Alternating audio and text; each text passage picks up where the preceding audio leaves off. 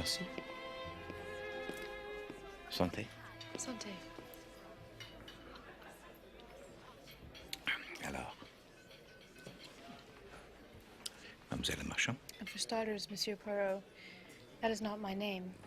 Pardon, but I understood it was Mademoiselle le Marchand that I was to meet? That is the name I was given as a child.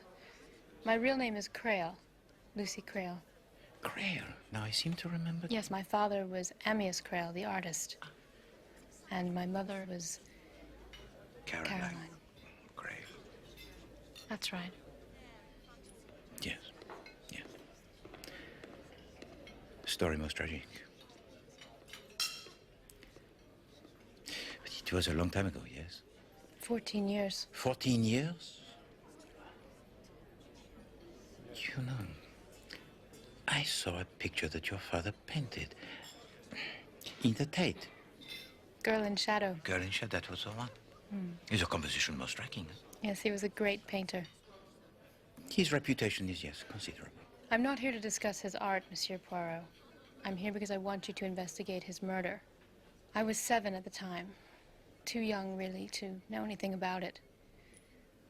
We lived in Devon in a house called Alderbury. My parents were very much in love. And in many ways, it was an idyllic childhood. Then one day, I was suddenly taken from my home and sent to relatives in Canada. And finally, when I turned 21, they were obliged to tell me the truth. For one thing, I came into my own money. And then you see, there's the letter. The letter? Which my mother wrote me just before she died. That was the first I knew that my mother was hanged for killing my father. What did she write? Quite simply that she didn't do it. She's innocent, and that I could always be sure of that. And that is what I want you to prove. But why Hercule Poirot, mademoiselle? I've heard about you. The things you've done. The way you work. It's psychology. It's your forte, n'est-ce pas? Mais c'est vrai. My success it is founded on psychology. For the why of human behavior. It is this that I use. Tout de même, mademoiselle, it is so long since it happened. Secrets and lies, monsieur. The past keeps pulling me back. It won't let me be.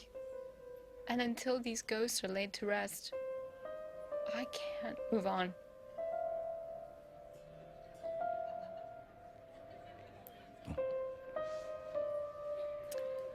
I am honored by your faith in me.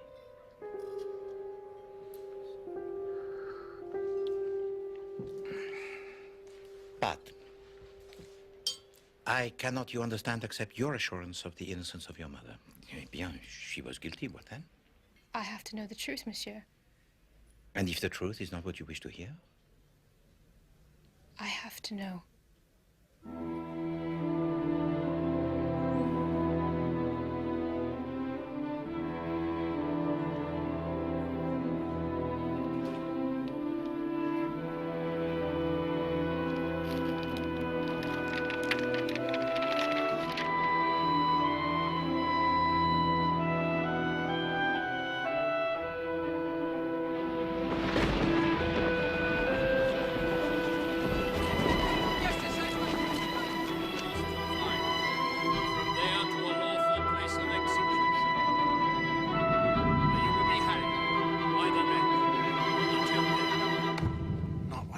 Successes, I have to say. The defense was suicide, yes? Didn't go down too well, I'm afraid. Amyas Creole simply wasn't that kind of chap. Wine, women, beer, the lusts of the flesh, you know, the idea of his killing himself out of conscience. Well, frankly, I don't think he had one. So in your opinion, Sir Montague Caroline Creole, she was guilty? I rather thought we were taking that for granted. Did she ever admit as much? Monsieur Poirot, she didn't need to. I knew we'd lost as soon as she stepped into the witness box. She certainly had motive. Amyas Creole was always getting mixed up with some woman or other, but this was rather different. A girl, Elsa Greer, just turned 18. Quite a looker, I must say. She knew what she wanted, and that was Amias Crail. She got him to paint her. He ended up falling for her. Caroline Crail was overheard to say that if he didn't give her up, she would kill him. What was the evidence against her? She stole some poison from a neighbor who dabbled in herbs and the like. She hid it in a scent bottle. When the police found it in her room, she claimed she'd meant to kill herself. What she couldn't explain was why the bottle was empty and only her fingerprints were on it. Oh, we contended, of course, that Amias Crail had used it to kill himself. But if he had, his fingerprints would have been on it as well. And how did she give it to him, this poison? Used a pipette to spike his beer. Pardon, monsieur. Spike? Tempered. Took him a bottle while he was painting. The police found the pipette, crushed near the scene of the crime. Oh, the prosecution had a field day.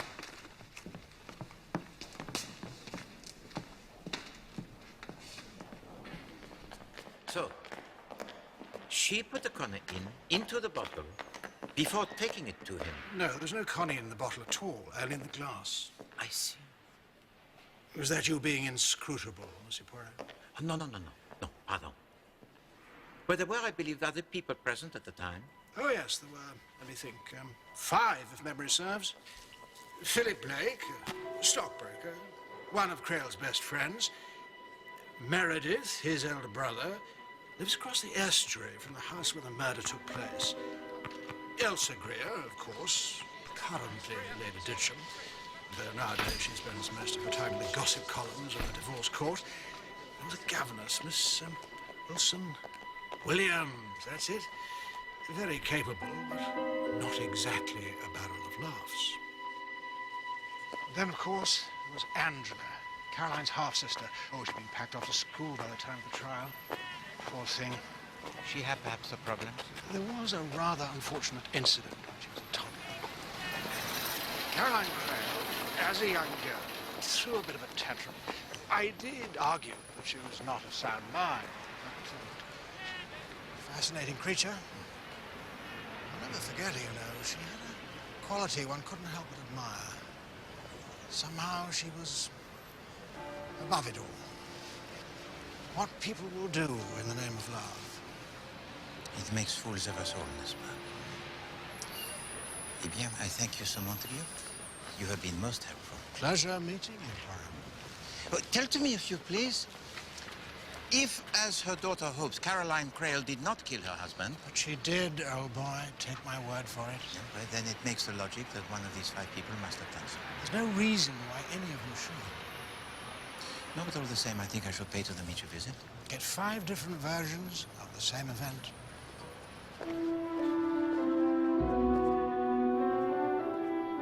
Thank you, Hollinghurst. Pleasure, Mr. Blake. Probably good egg, old Hollinghurst, even though he does bat for the other side. Tally-ho. Tally-ho. Well, who'd have thought it? Raising a glass with the famous Hercule Poirot. Poirot, monsieur. Hercule Poirot. Poirot. Poirot. Could never get my tongue around French. Let's keep the old entente cordial, eh? But I am Belgian, monsieur, not French. So, what can I do for you? It is a Crail case, monsieur. It is that which I wish to discuss with you. What the hell for? Because I have accepted a commission, monsieur, to review the case.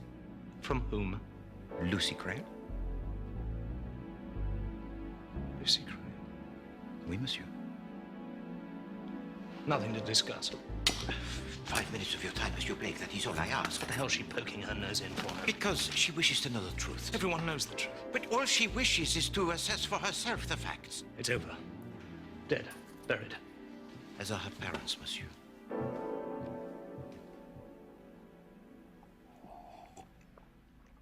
Amias Crail was the best friend a chap could have. Knew each other since we were children. We all did. Myself, my brother, Caroline. Neighbors, you see, down the below. Amias was a great fellow. All that talent, that lust for life wiped out because of her. You did not like her? Rotten, through and through. And Amias could never see it. But he was also something of a rotter, was he not? That's what she'd have you believe. Oh, she liked playing the injured party and did it very well, but underneath it all, she was cold and calculating. Had a devil of a temper. Tried to kill her baby sister, for God's sake. You say true? Damn right. Chucked a paperweight at her and blinded the little blighter in one eye. Disfigured for life. Do you know the reason for this fit of temper? Sibling jealousy. Simple as that. And it was jealousy that made her kill Amyas. I tell you, that woman was trouble. Even as a girl. The way she played us boys along. Gave us all the once-over, but finally settled on Amyas. Not surprising, really. He was in line to inherit Alderbury and was showing talent as an artist. A rich genius. What could be better? It is surprising, is it not, how soon in life the die is cast. Yes, I suppose it is. Anyway, after the marriage, I kept my distance for a while at least. I soon succumbed to temptation. Temptation, monsieur? Alderbury. A place I couldn't resist. Had some of the happiest times of my life in that house.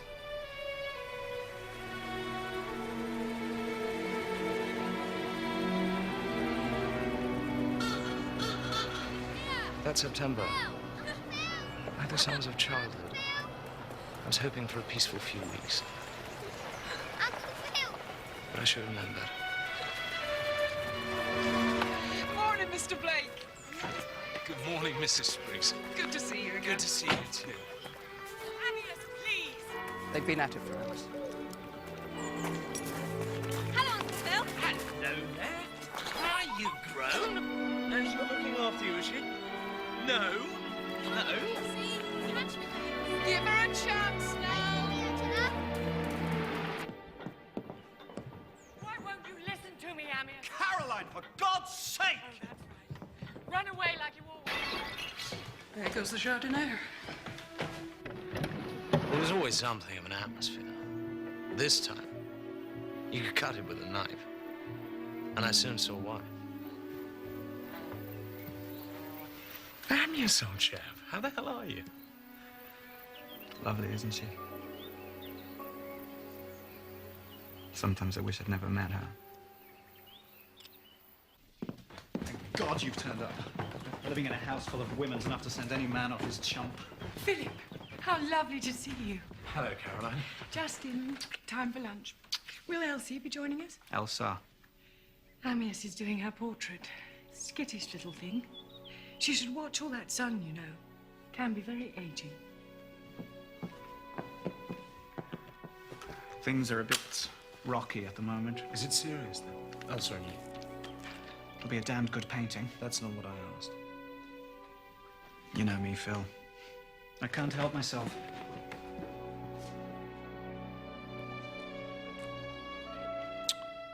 Then things got worse. Amyas and Caroline's half-sister Angela have been bickering all morning. Could you stop that, please, Angela? What? Slurping. I'm not slapping. Yes, you are. Amyas. I thought I might try that other kimono, the canary yellow. It could look rather stunning against that water, don't you think? Canary. How lovely. Of course, on some people it might look a little... How shall I put it? Don't worry, Caroline. I'm young enough to carry it off. We're not changing anything. I forgot. Did you hear that? It's like feeding time in the monkey house. Why can't you just leave me alone?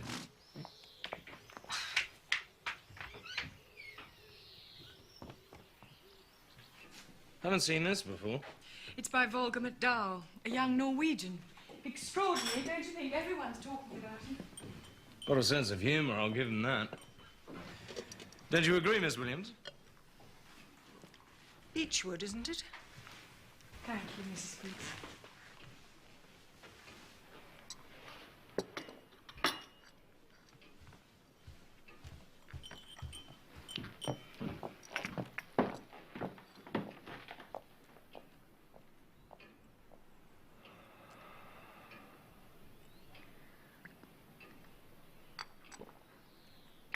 This room would be so lovely if it weren't so cluttered. When I'm living here, I'll throw out all the rubbish, which, let's face it, is practically everything. And I've always thought copper-coloured curtains would be simply divine. Don't you think they look rather lovely in the setting sun? Are you thinking of buying then, Elsa? That won't be necessary. You seem to have lost me, my dear. All this pretense, it's so dishonest. Amias and I love each other and we're going to be married, so I shall be moving in.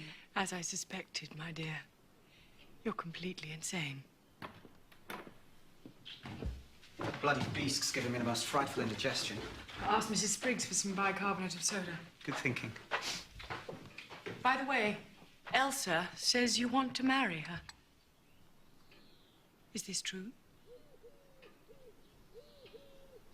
Is it true? It's only fair that she should know. Amias, is it true?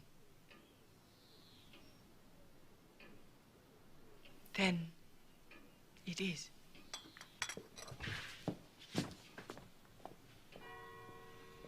If you'll excuse me, I'll just... You know, looking back, I wouldn't be surprised if she'd made up her mind to kill him then.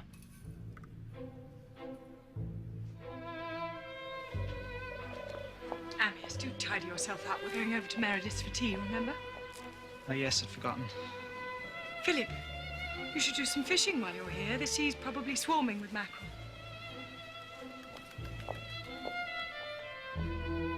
So we all trooped off to Mary's.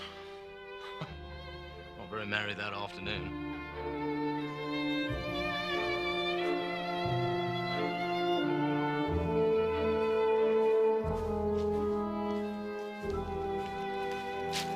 Amias can't do this. Looks like he's going to. He can't just leave his wife and child for some slip of a girl. She's too young to know what she's doing. She knows, all right.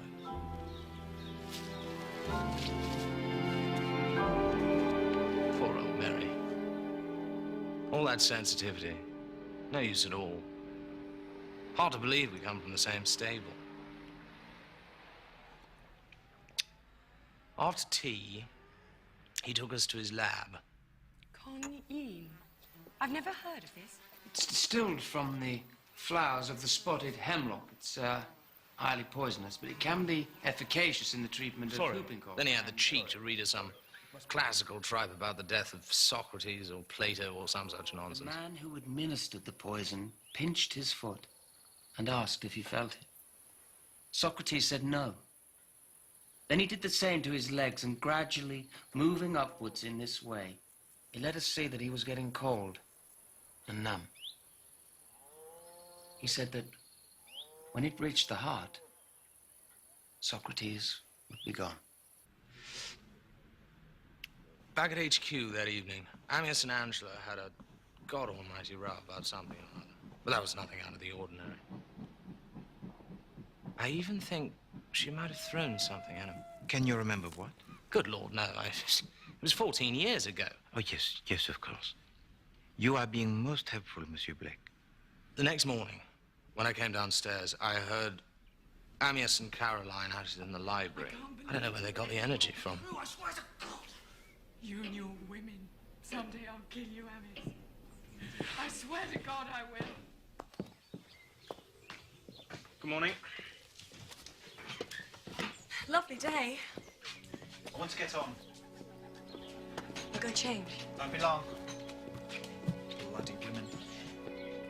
And off he went back to his painting, while I went back inside. Oh, good morning. It's Too cruel. She hardly noticed me. Now, of course, I know why.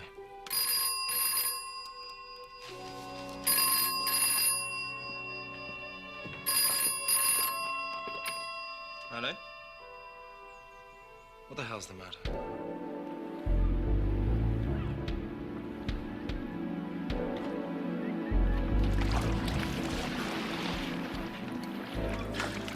I heard these noises in the laboratory. So I went to have a look.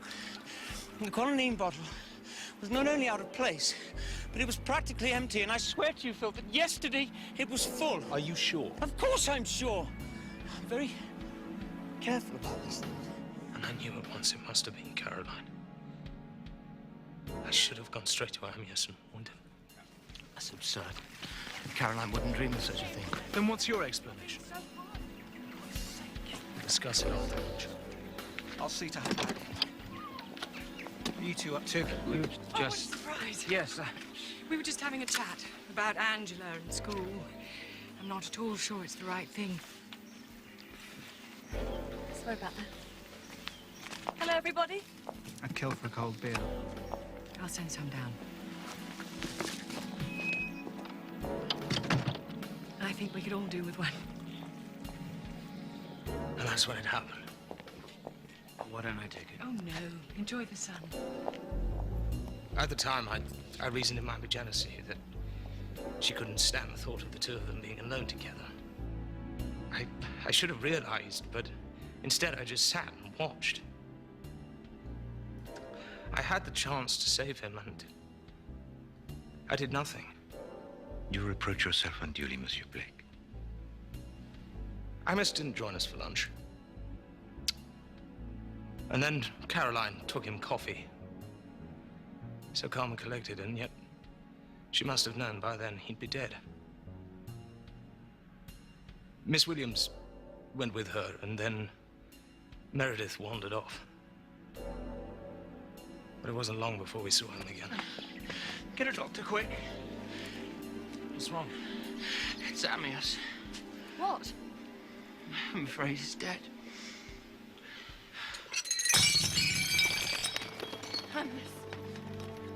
Phone the doctor. I'll take care of her. She was like an avenging fury. I've never seen anything like it. Kill him! You killed him!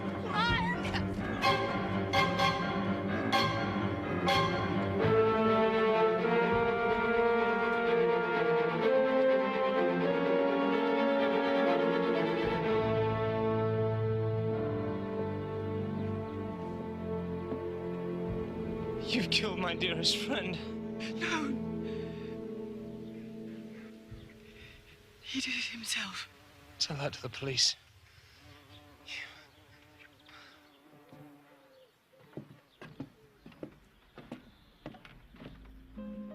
They didn't believe her either. Bien, Monsieur Blake. The truth, it has the habit of revealing itself.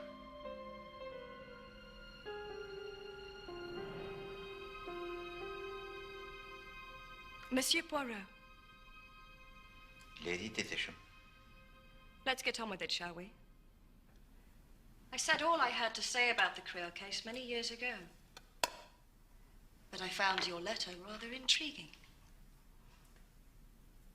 How lucky you are curiosity got the better of me.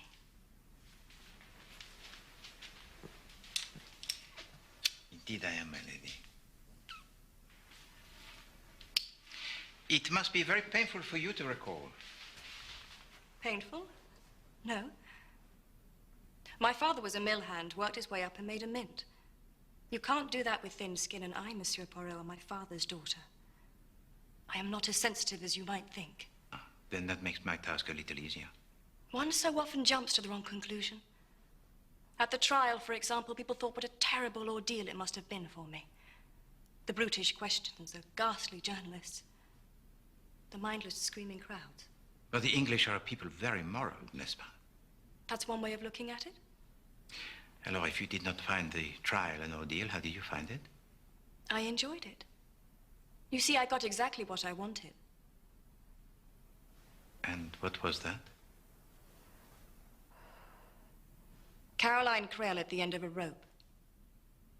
Coffee?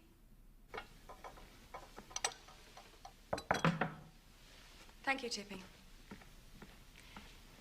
You said in your letter that a Mademoiselle... Le Marchand? That's right.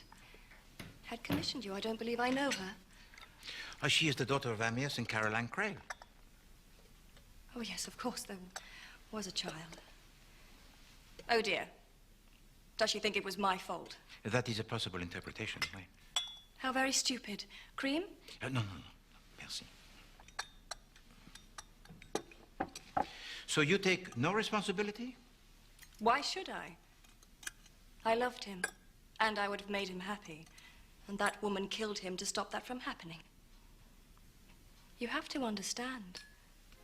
Amyas Krell did not seduce an innocent young girl. It wasn't like that at all. Elsa Greer. As soon as I laid eyes on him, I knew I had to have him. I want you to paint me. I don't do portraits. I'm rather rich, you know. I can afford to pay. And what makes you think I'd want to paint you? But you do, don't you? And I always get what I want. So when do we start? If I paint you, you realize I'll make love to you. I'd have thought that went without saying. So he invited me down to their house. Quite bold of him, really. But Caroline didn't seem to mind. She didn't like me, but then why should she? And we never said anything that she couldn't have overheard.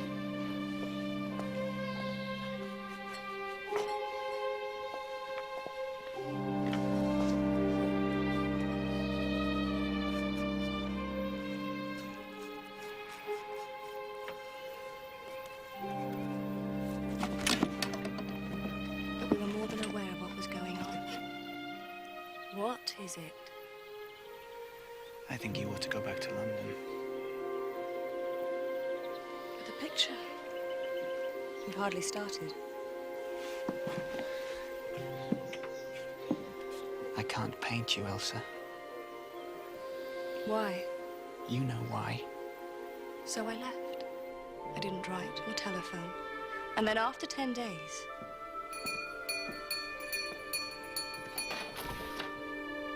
he couldn't keep away. We were together for 2 weeks. And soon we realized that we had to be together. Always. I want you to come back to Alderbury. I've decided to finish the painting. What about Caroline? What about her? Shouldn't you tell her? What on earth for? She's bound to find out sooner or later. We'll get the picture finished first. But you will tell her, won't you? Yes. Promise. Promise. Do you think she'll make a terrible fuss? She always makes a fuss. She loves me. Then she should put your happiness first. He painted in a kind of frenzy. I'd never seen him like that before.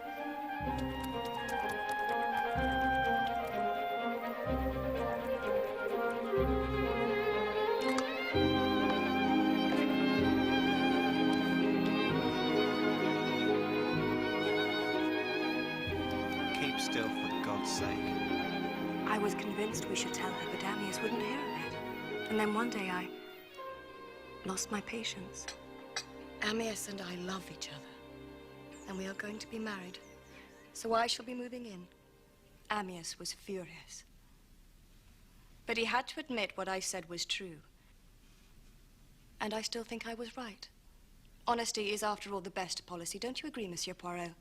Desirable, certainly, but not always advisable. We believe in plain speaking where I come from. I'm very pleased to hear it, madame. But Caroline had a devious way about her. When we went to Meredith's for tea that afternoon, she behaved as if nothing had happened. I even began to think she was taking it rather well. How wrong I was. If you please to tell me, Lady Detisham, in plain speaking, if when you were all assembled in the laboratory of Monsieur Blake, you observed Caroline Crail take the quinine. No, I did not. I seem to remember chatting to Meredith in the doorway, so I wouldn't have been able to see a thing. Caroline. Sorry, Mary, it's such a fascinating collection. But of course she did take it, and we all know why. Perhaps not everyone is as sure as you. I actually heard her threaten him. You're willing. Someday I'll kill you. Don't be an idiot. I swear to God. You can threaten me all you like, but get this. I am going to marry Elsa, and nothing's going to stop me. I'll kill you rather than let you go. Morning. And you. For God's sake!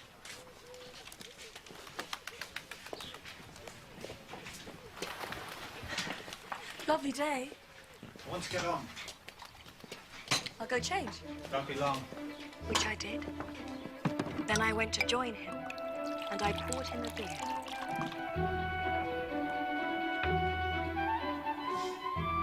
She's making a terrible song and dance. Told you she would. To my Mona Lisa. My darling Amias. God, it's warm. I can get you a cold one. On that seat. Sit down. Now. He painted as if his life depended on it. Dear Amias. I loved him so much. It happened shortly after that. I popped up to the house to fetch a shawl, and when I came back, she was there. Sorry about that. Hello, everybody. I'd kill for a cold beer. I'll send some down.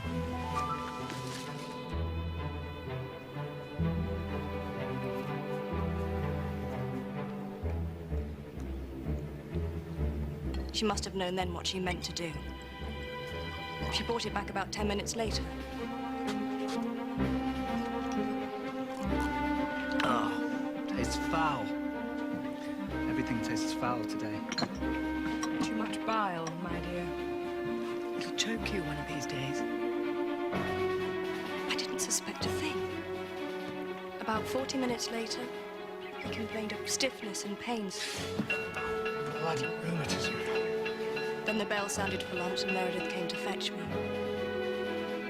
Amias decided to skip lunch, as he often did. Old Grumpy doesn't want any lunch. So we left him. To die alone. Amias! Amias! And I just knew it was Caroline. How could she do that? How could she?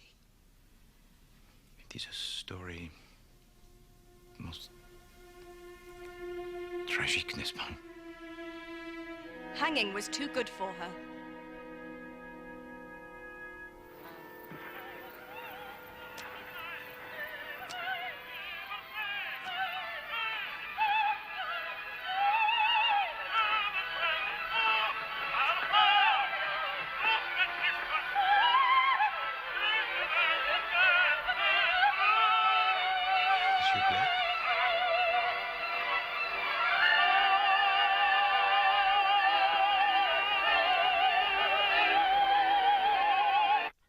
Little Lucy. A grown woman. One can hardly believe it. Time passes swiftly, does it not? Poor child. Such a terrible shock. How much better to let it all be. The whole point, you see, is that Amias Creole was an artist. And his art was his passion. When he painted, he was like a man possessed. He meant to finish that portrait, whatever the cost. Elsa was terrifically enthusiastic about the painting, and Caroline... Yes? I'd always been... well, very fond of her. Come on, Mary, come on. There was a time when I'd hoped to marry her, but that was soon nipped in the bud. Still, I remained, if I may say so, devoted to her service. Dear God. When I think of what they did to her, strung up like an animal, such a gentle creature.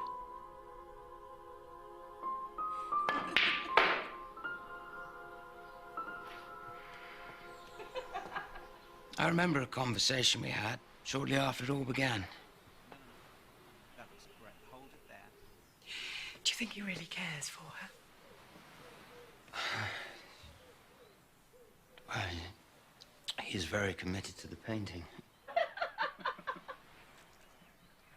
He's in love with her, isn't he? A little, perhaps. A great deal, I think. There's only one person who really cares for him. I think that's you. These infatuations, they come and they go. That's what I used to think. But this time I've a feeling it's serious. She's just a girl. But that's the trouble. The way she looks at him. So intense. I'm afraid, Meredith. It's nothing. I hope you're right. But I can't help feeling I'd like to take a hatchet to her. A hatchet? It's a small axe. Yes, I know what a hatchet is, monsieur. I was commenting rather on her remark. It was merely to make a point. But she made her point a little more forcibly, did she not, with her baby sister Angela? Ah. The paperweight. Oui. Well, there's a moment of sibling jealousy, Monsieur Poirot, for which she never forgave herself. And disfigured the girl for life? Well, that was the problem.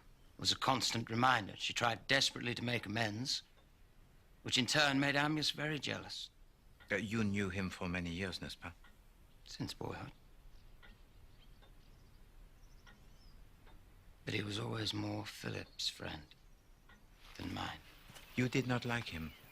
I thought his conduct was frankly disgraceful. Don't you understand? This painting's the best thing I've done, and I'm determined to see it through. No, I think it's a disgrace. The way you treat Caroline, the way you've always treated her. What about Lucy, for heaven's sake? You can't just throw it all away. You're a good man, Mary, but such an old softy. Wait till the picture's finished, then you'll see I was right. That grin he gave me.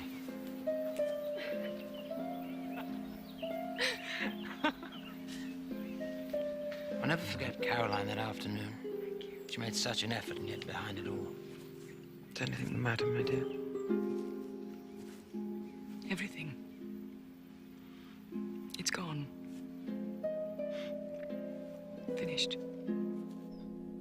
When she said at the trial that she took the poison to kill herself, I swear she was speaking the truth.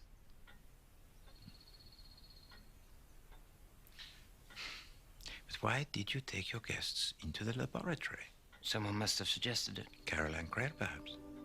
Well, I often took guests into my laboratory. It wasn't unusual. This is valerian. The one that cats like? Yes, they can't get enough of it. It can be used as a sleeping draught. Elsa, you should have a sniff. Oh. I got a lot of pleasure from my brews. Gathering the plants at night, macerating them, all the rest of it. It's astonishing how a simple decoction can work wonders. Conheen. I've never heard of this. It's distilled from the flowers of the spotted hemlock. Isn't that what Socrates took? That's right. You know, there's the most moving description of his death in Plato's Phaedo. Well, I could read it to you if you'd like. Sorry. Must be the heat. The man who administered the poison pinched his foot. He asked if he felt it. Socrates said no. Then he did the same to his legs, and gradually moving upwards in this way, he let us see that he was getting cold and numb. He said that when it reached the heart, Socrates would be gone.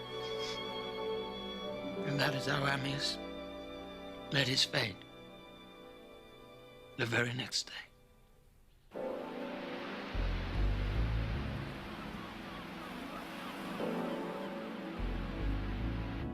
When did Madame Creel take the cognac from the bottle?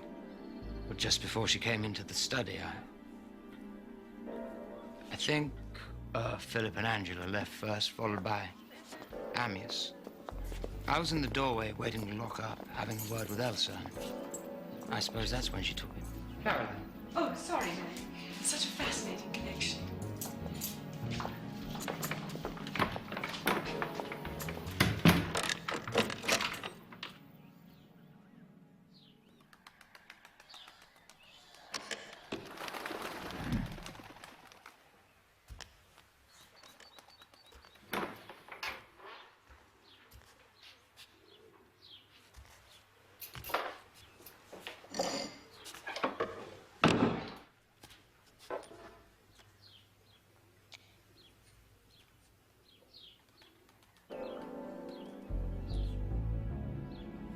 Phil, it's Meredith. Something terrible's happened.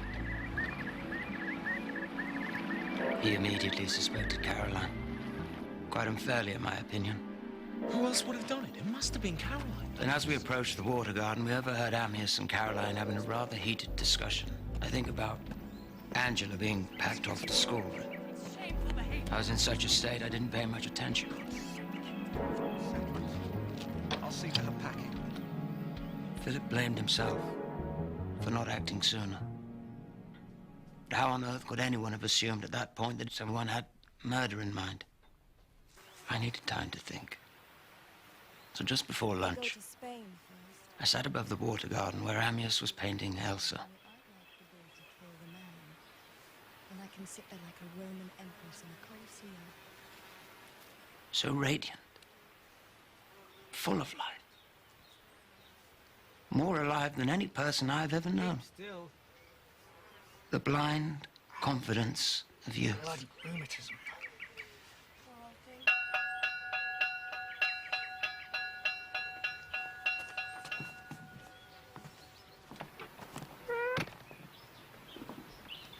Oh, Grumpy doesn't want any lunch.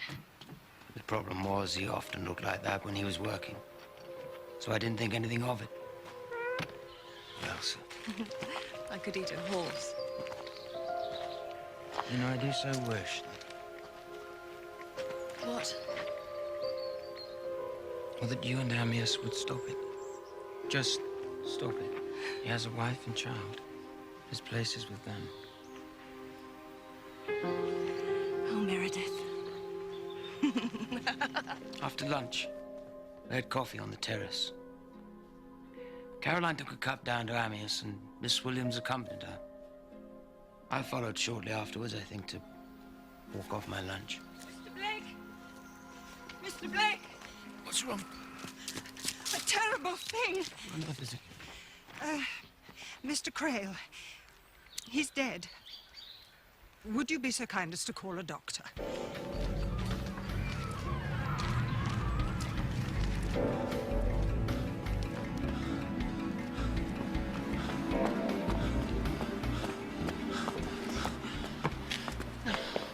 Get a doctor, quick.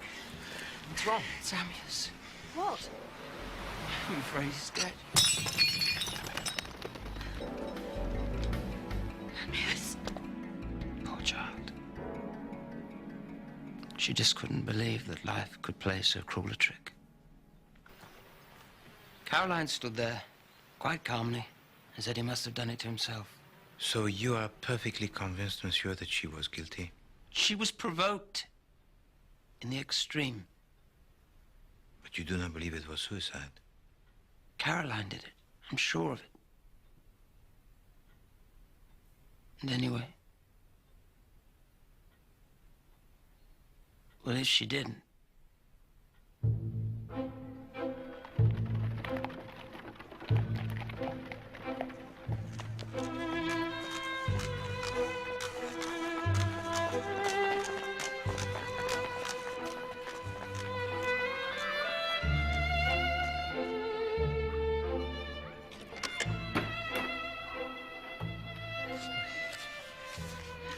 Poirot, mademoiselle.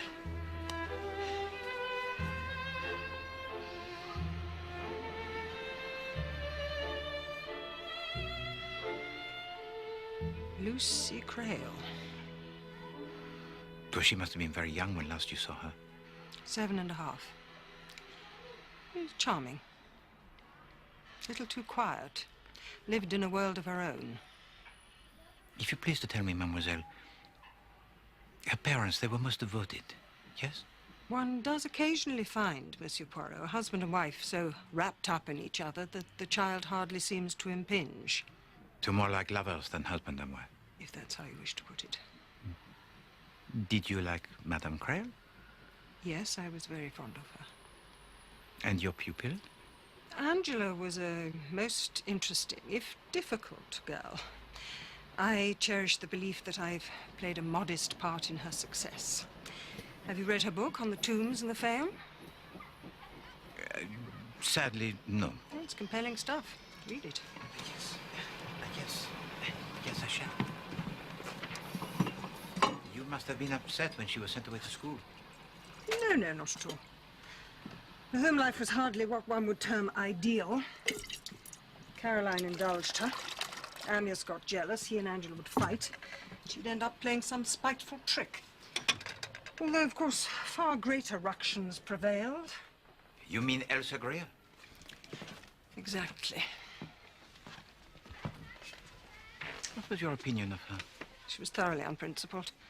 And also very much in love. His death must have been for her a shock most terrible. And it was entirely her fault. Mademoiselle Greer? The way she carried on. She even had the insolence to suggest they were going to marry. It's only fair that she should know. Amyas, is it true? Then it is.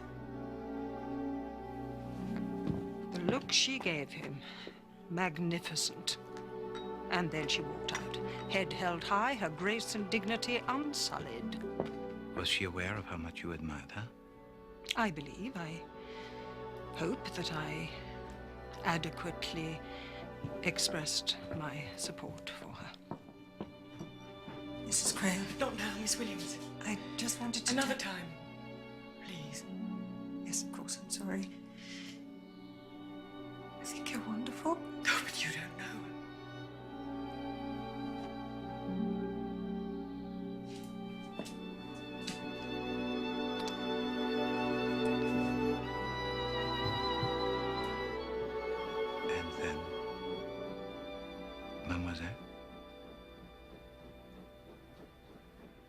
And then they all went to tea at Meredith Blake's. And that evening after dinner, the usual arguments began about Angela and school. Now, you listen to me. The fees are paid, the uniforms bought, the matter is closed. It's a lovely school, darling. It's right in the middle of the Downs. I'm sure you'll make lots of nice friends. I don't want any friends. You won't get any if you carry on like this. Why do you want to get rid of me? Nobody wants to get rid of you. You know we all love you. He doesn't. He wouldn't care if he never saw me again. Too right. All this screeching like a fishwife. You know all about them. Now look here, girlie. I wish you were dead. Angela!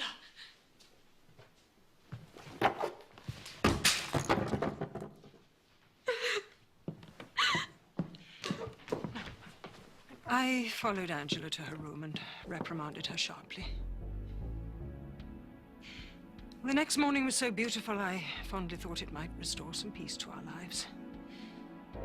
Little did I know it was the harbinger of murder. Angela!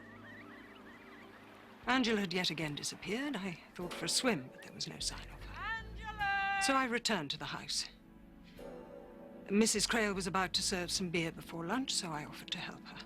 We went to the cellar, which was used for cold storage.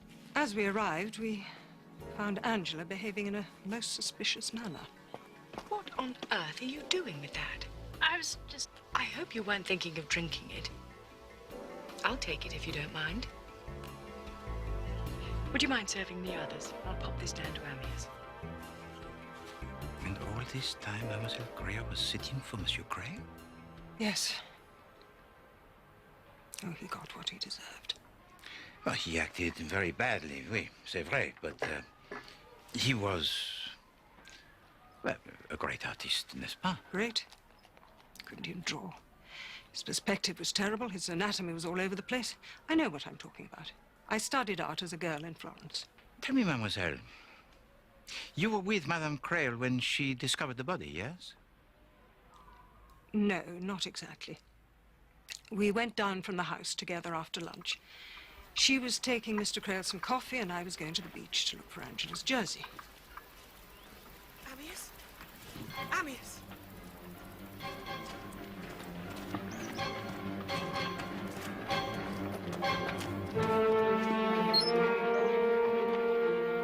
Mrs. Crail? It's Amyas. He's dead. Mr. Blake! I bumped into Meredith Blake. I told him the terrible news and asked him to telephone the doctor. I was most concerned about Mrs. Crail. I didn't want her to be left alone. Did you get an impression of what Madame Crail was thinking at that time? It was impossible to tell. She was stunned. What view did she adopt officially as to his death? Suicide. Not even in private to you? She had no doubt whatsoever.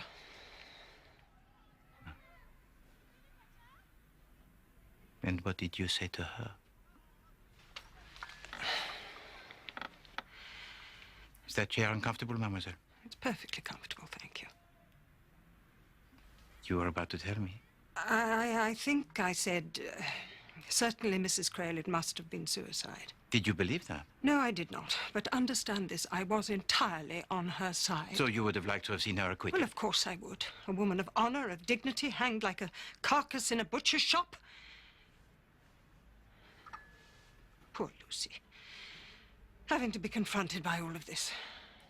Still, it is always better to face the truth. But there is more to it than that. She wants to prove her mother to be innocent. Then her wish will not be granted. Before she was hanged, Caroline Crail wrote to her daughter a letter in which she solemnly swears her innocence. It would perhaps have been better to tell her daughter not to judge. You seem very sure of her guilt. It's hard to believe otherwise. And yet you profess to have loved her. I did love her. I did. If that is all.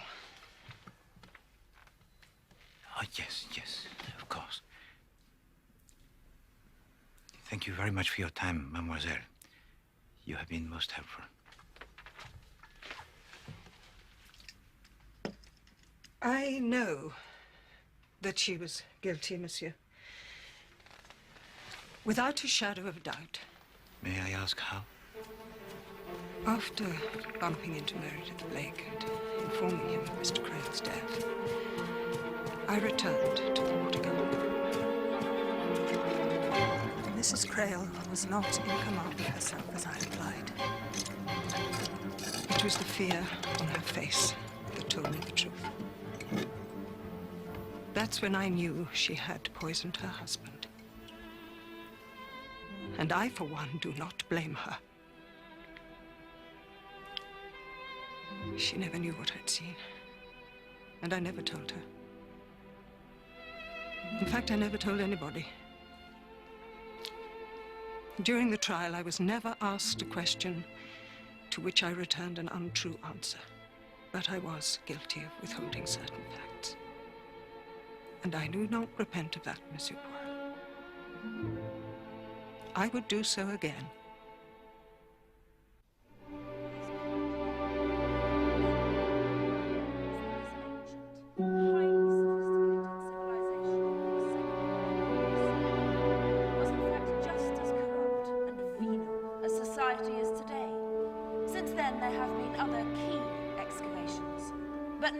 Remarkable as Chagar Bazaar.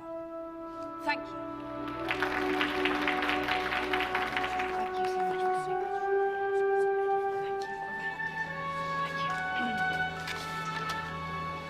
Hercule Poirot, mademoiselle. The Chagar Bazaar dig was quite simply extraordinary.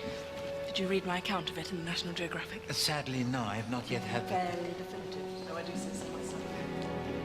Little Lucy. I'd so like to see her. You have not kept in contact? No, not nearly as much as I should have done. I think it's admirable she wants to clear her mother's name. Huh. Then you approve? Of course. Caroline didn't do it. I've always known that. You surprise me, mademoiselle. Everyone else with whom I have spoken... I know. Circumstantial evidence was overwhelming. It's frankly why I've never attempted anything myself. I knew my sister extremely well. She quite simply couldn't have killed anyone. But human nature has the infinite capacity to surprise. Oh, not in this instance. How can you be so certain? Because I am. But I'm afraid, mademoiselle, that I will not stand up in court. Just as well I was never called to give evidence. But if you had been? This is why I know. But for many that would prove the exact opposite. As they claimed at the trial, this was a moment's rage. It haunted her for the rest of her life. She never forgave herself. As a result, she was constantly on her guard.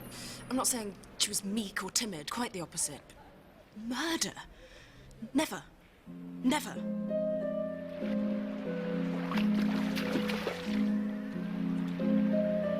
It was an idyllic summer. So many ways. What I can remember of it.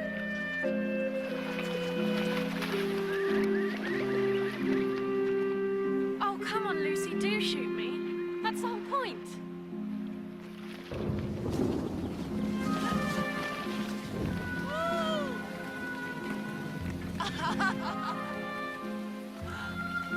If only that woman hadn't come into our lives.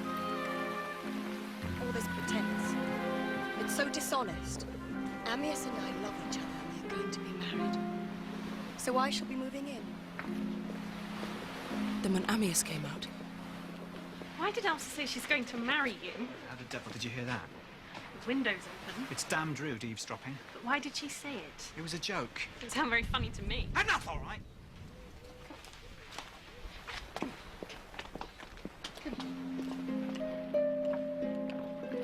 And then on our way to tea at Meredith's, I confronted Caroline. Is it true?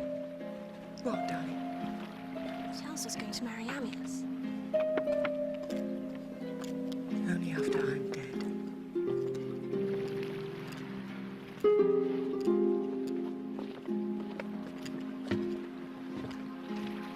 The rest of the day's a blur. I can remember Meredith reading something rather beautiful about Socrates. He said that when it reached the heart, Socrates would be gone. And then Amyas and I having a real humdinger after dinner. Now look here, girlie. I even think I threw something at him. And then the next day, the day it happened, again, it's all very vague, up until the point Meredith came panting down the path. I kept saying to myself, Amyas is dead. It didn't seem real. Then the doctor came, the police came, and they brought him up to the house.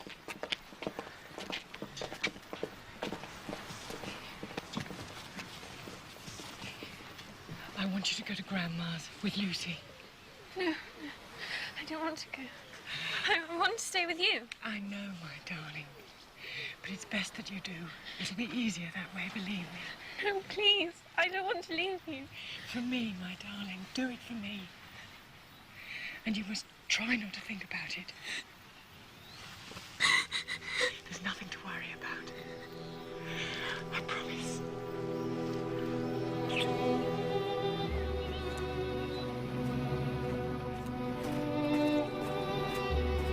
And that was the last time I ever saw her.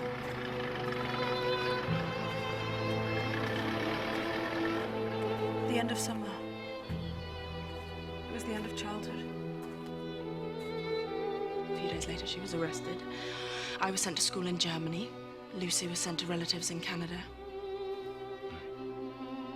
Just before she was hanged, she wrote me a letter. I've never shown it to anyone. I think you should read it.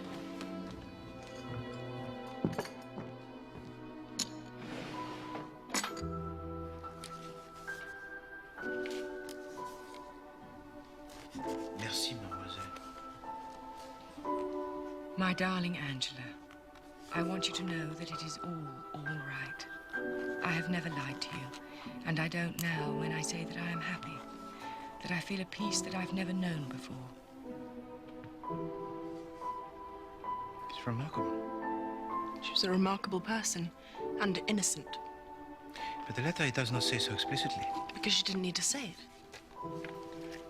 Then, how do you think Amyas Creel died? Suicide. But is that not out of character? As you said before, human nature has an infinite capacity to surprise. Then you can see no other explanation. You mean someone else might have killed him? Oui. I think it unlikely. But if for 1 second we consider the possibility, what then? I would say Philip Blake might be your man. Now that interests me very much, mademoiselle. May I ask why? I cannot see what possible motive he could have. He was the best friend of Amyas Creel, n'est-ce pas? Were the two men rivals, perhaps, over Elsa? Not Elsa. One night that summer, I got up to go to the bathroom, and as I opened the door, I saw Caroline coming out of Philip's bedroom. She had a look on her face at the time I didn't really understand. But looking back... I got the impression from Monsieur Blake that always he disliked your sister. I have, I confess, precious little experience of affairs of the heart. But what other explanation could there possibly be?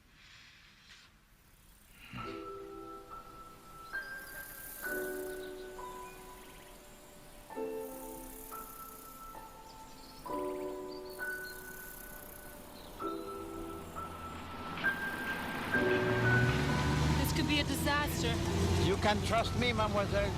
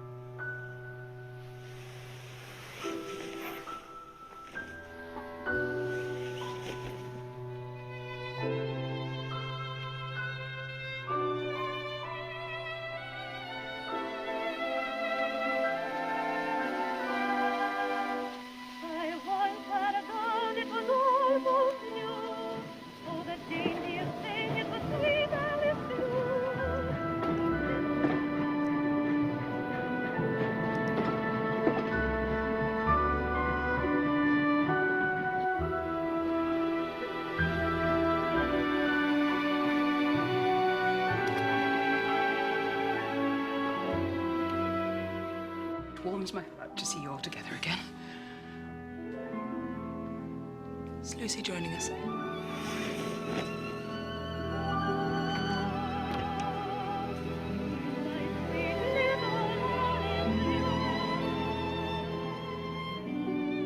This is very good of you, Mrs. Spriggs. A pleasure, sir. It is really. I'm very proud of you, my dear. I wish someone would tell us the point of all this.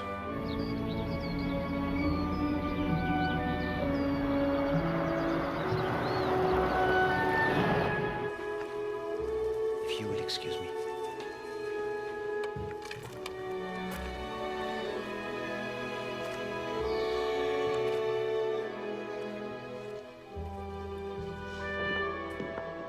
Lady Dittersham, I am delighted that you could make it. I hope it's worth it.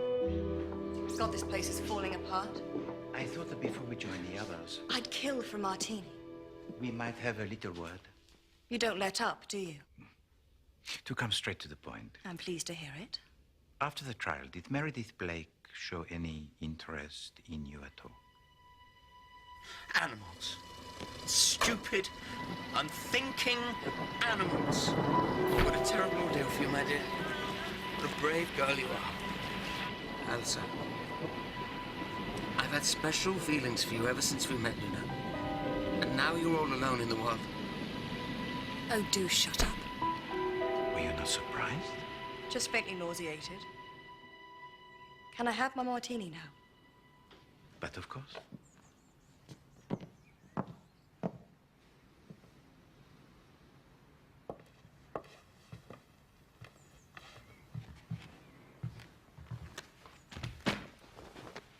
Well, what a hoot.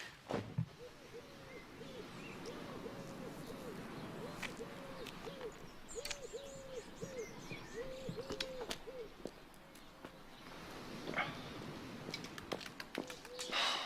can't want to have a moment's peace. You were not entirely honest with me, I think, when we had our chat in London. Is that so? Yes, indeed, Monsieur Blake.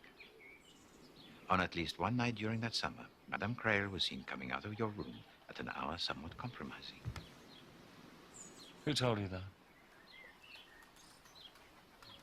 It's none of your damn business. I am afraid that it is, Monsieur, if this matter is to be laid to rest.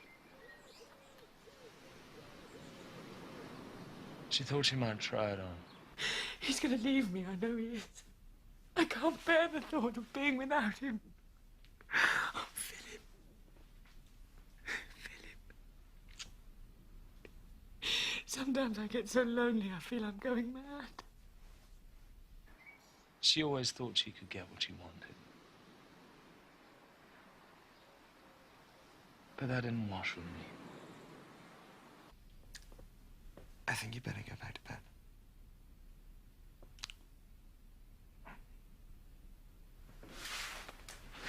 So you see, when I said I didn't like her, I wasn't telling fibs.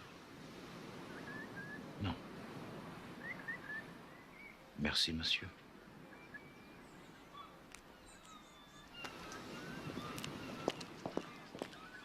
Actually,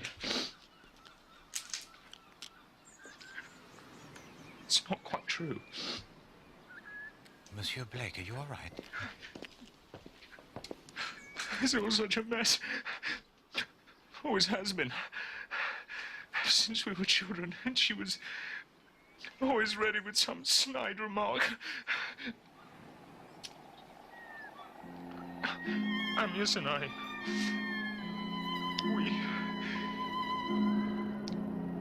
we were true friends. She couldn't stand it.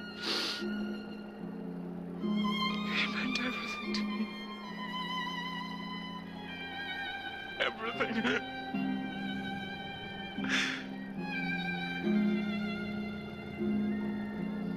Meredith knew, I think. Caroline suspected. Nothing she could say changed anything. It's Amias, isn't it?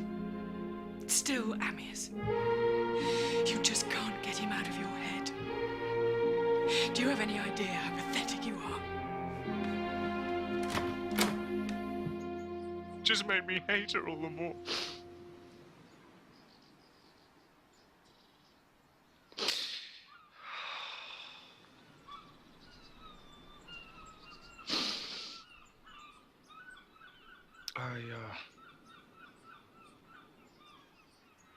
I trust you'll keep this to yourself.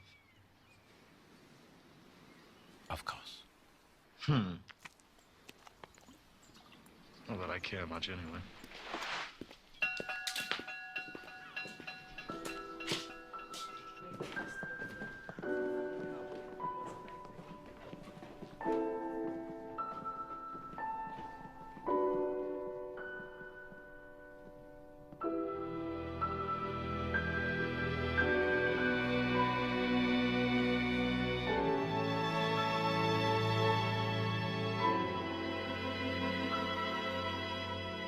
How kind of you to come. Do you think we could get on with the business at hand? Indeed, monsieur, I was about to suggest the very same.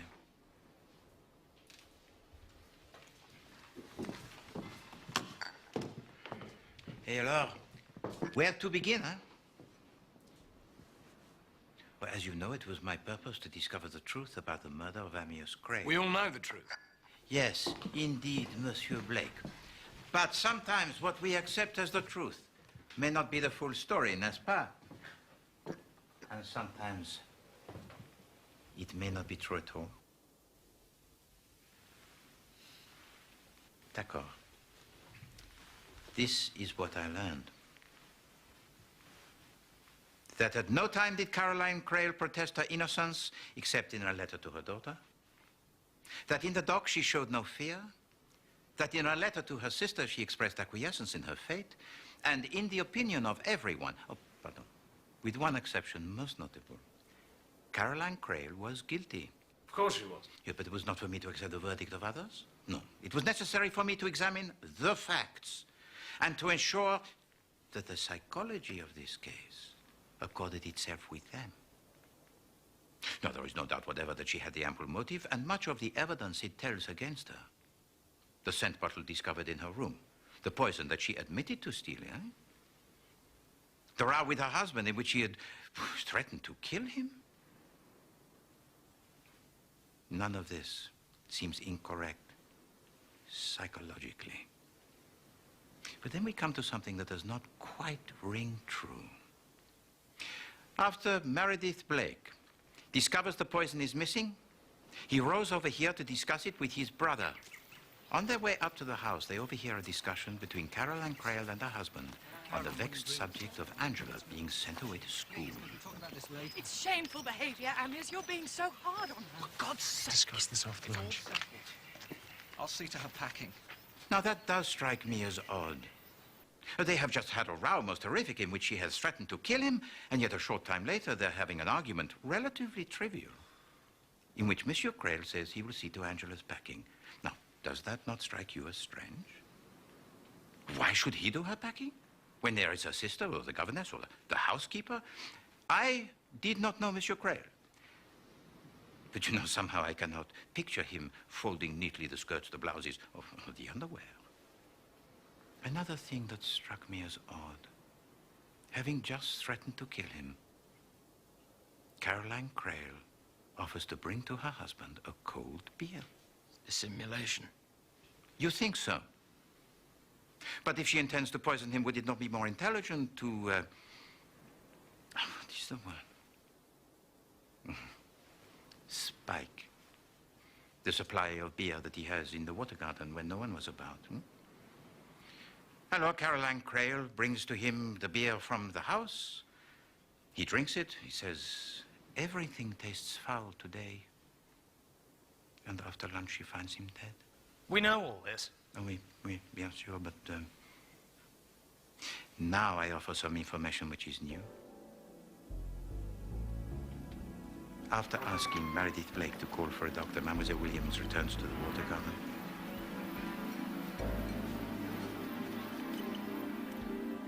You actually saw her do that? Well, that settles it. Not necessarily. That is what I saw. There's only your word for it. I'm not accustomed to having my word doubted. And I do not doubt it, Mademoiselle Williams. I believe what you saw took place exactly as you say that it did, and because of what you saw, I know that Caroline Crail was not guilty. Well, how the hell did you work that out? Oh, do calm down. I will tell it to you. Mademoiselle Williams saw Caroline Crail wipe off the fingerprints from the beer bottle and impose the prints of her husband onto it. Onto the bottle, Mark. But the conaine was in the glass, not the bottle. The police found no traces of it in the bottle. No conaine had ever been in the bottle. And Caroline Crail, she did not know that. She, who has poisoned her husband, did not know how he had been poisoned. So why make it look like suicide? Because she knew who was the culprit. And would do anything rather than let that person be suspected. So who could it be? There was only one person whom she would be willing to protect at all costs. Mademoiselle Warren, I would like to read the letter your sister wrote to you. No. For Mademoiselle. I've realized what you're suggesting. I deny it utterly. That letter was meant for my eyes only. Oh, Aunt Angela, No. please. For my mother's sake. Please.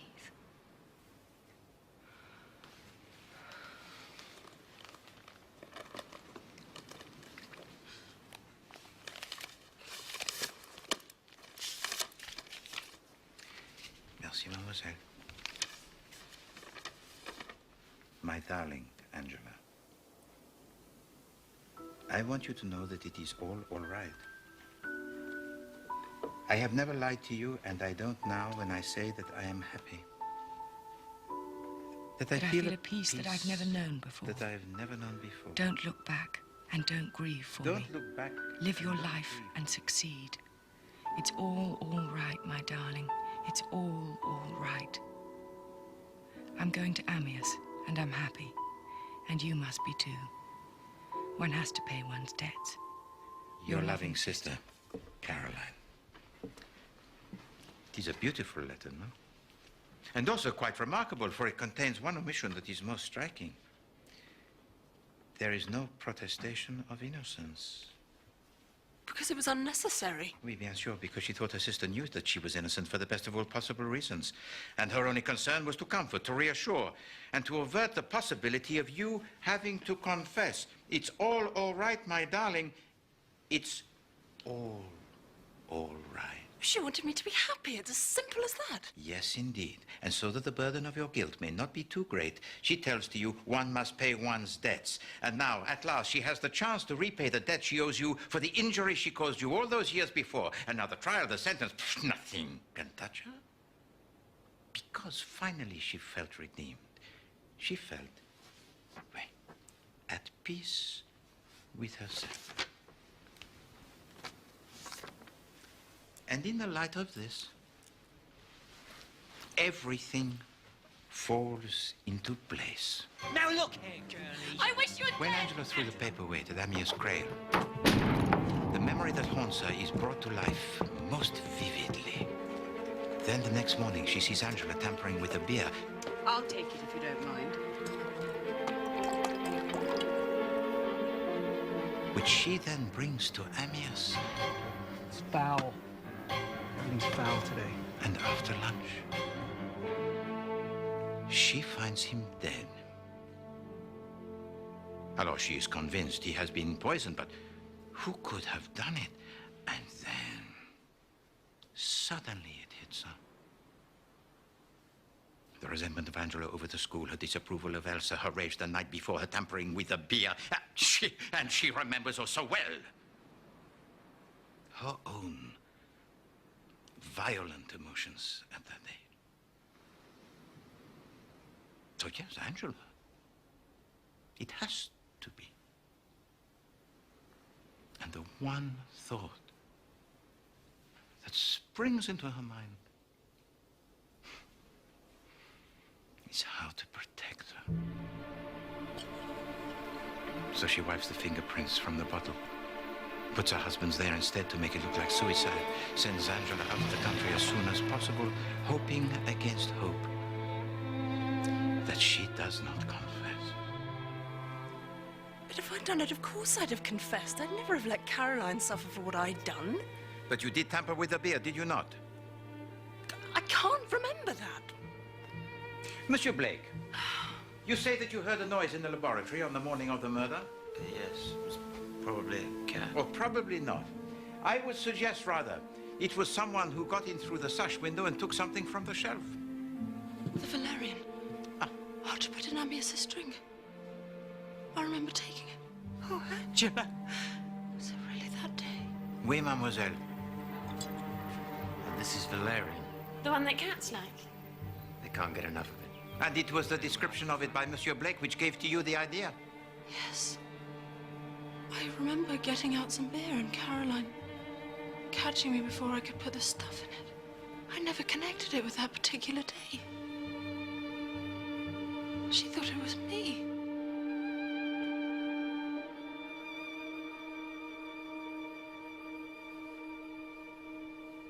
Look, I didn't kill him. I didn't kill him. Of course not, my dear. Can't you see she's telling the truth? I see it quite clearly. Because I know very well who killed him. Don't you think you're milking it a bit, old man? It is the oldest story in the world, then. 2 women and 1 man. Well, what we have taken for granted is that the man would leave his wife for the other woman. But I would like to suggest to you now that he had no intention of doing anything of the kind. After all, the women he had fallen in love with in the past never expected too much from him, but this time it was different. She was just a girl who saw the world in black and white. She had the passion for him, and so assumed he had for her. She assumed without question it was her life. So naturally, he would leave his wife. He said he would. Oh, a little white lie, perhaps. All he really wanted was to finish the painting, and nothing could be allowed to stand in the way. And when Elsa Greer let the cat from the bag, he was furious, but he was not concerned unduly. After all, Caroline had only to put up with things for a few days longer, then he would tell her the truth, and she would believe him, as so often before. And Elsa Greer, she would get over it soon enough. But by that last evening, I believe that he was getting worried that Caroline Crail was taking things more seriously than usual. And by the following morning, I think that he had decided to come clean. You're the only woman in my life, Caro. You always were, you always will be, you know that. She is nothing to me. Nothing. She was, yes. She knocked me for 6 to start with, but now it's gone. It's over, I swear to God. She's just a kid. A passing fancy, that's all. You and your women. Someday I'll kill you, Amias. Don't be an idiot. I swear to God I will.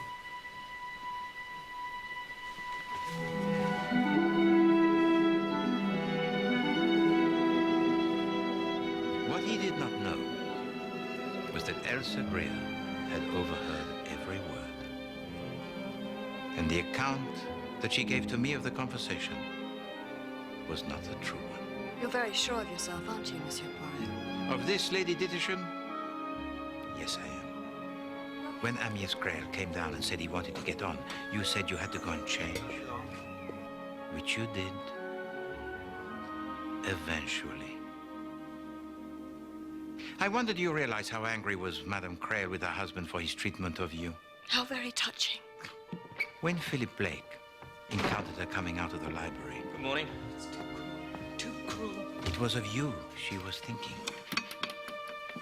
I wonder what she would have thought had she known that at that very moment you were in her room preparing to murder her husband and put the blame on her. You see, something else that I am sure of, Lady Dittisham, is that in the laboratory on the previous afternoon, you would have seen Caroline Crail steal the poison. Monsieur Blake had his back to the room while he was talking to you, so it was perfectly possible for you to see her, the only person who could do so. Sorry, Mary. Such a fascinating connection. And once you had the poison, you went to join Amias in the garden, poured him some beer. To my Mona Lisa. And he tossed it back in his usual manner. Your darling Amias. As he painted, you watched and watched, waiting for the poison to take its effect. A short time later, you went to fetch a shawl, and Caroline Crail again took the opportunity to confront her husband on your behalf. It's shameful behavior, Amias. You're being so hard on her. For God's sake. It's all settled. I'll send her packing. And it was this that the Blake brothers misheard on their way up from the jetty. An error that is understandable, n'est-ce pas? You then returned with a shawl. And then Caroline Crail, she played straight into your hands. For she brought to her husband a bottle of cold beer. Ugh, tastes foul. Everything tastes foul today. Everything tastes foul today. Which suggests that he had tasted something else unpleasant before the beer that Caroline Crail had brought to him. And so, you sat and posed and chatted and waved to Meredith Blake. Oh, you played your part beautifully. Bloody rheumatism. While Amias Grail painted on and on until his limbs failed and his speech thickened and he lay sprawled there on the bench, helpless with his mind still clear. When Meredith Blake appeared from the shade of the path into the sunlit garden, he could not see clearly. Only his friend, turning slowly around, unable to convey to him the fact that he was in the grip of a paralysis that was fatal. En route to the house, you crushed the pipette underfoot, the traces of which the police later found.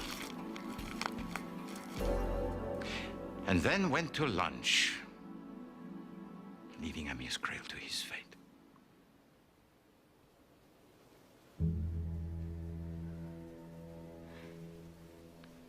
Thank you, Monsieur Poirot. Mademoiselle.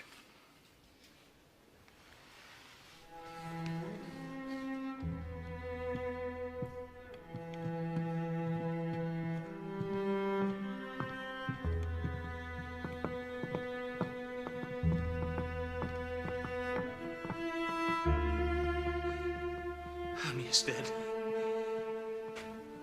Caroline hanged. After all these years. After all these years.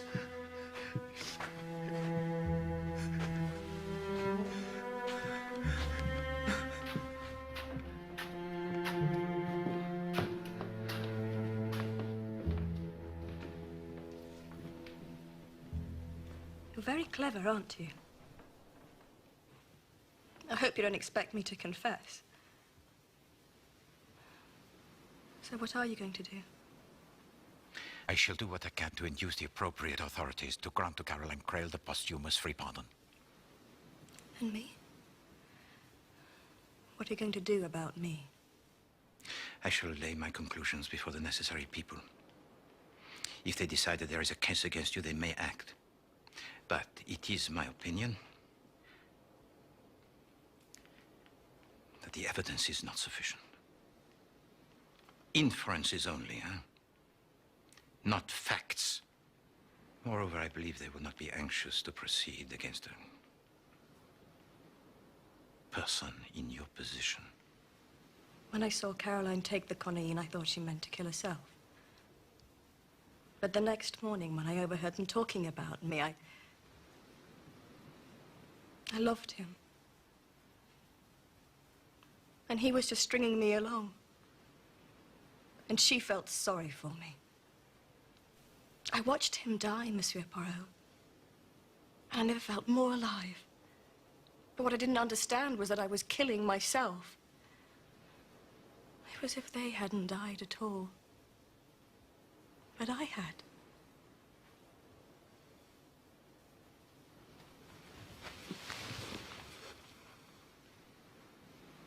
I died, Monsieur Poirot.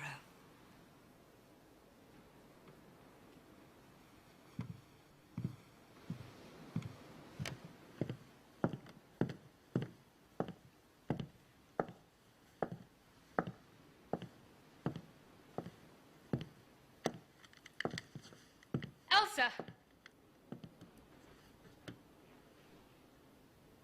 Come on then, Lucy. Shoot me. You know you want to. Do not listen to her, mademoiselle. That's right. Just pull the trigger. If you do, she will have won. Come on, do it. You're not afraid, are you? You kill her, you kill yourself. Just one little squeeze, that's all it takes. Spare her, mademoiselle, and justice may still be done. Lucy, shoot me.